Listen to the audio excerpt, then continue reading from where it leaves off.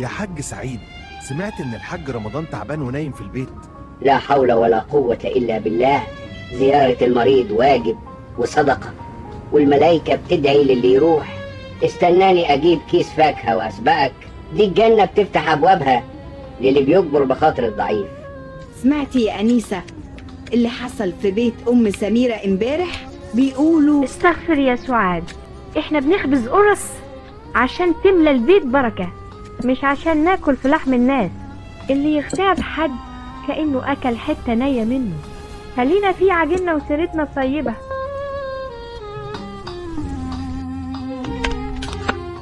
يا ماما، أنا جهزت الأطباق عشان نوزعها في الشارع تحت زي ما قلتيلي. نور عيني يا سالي.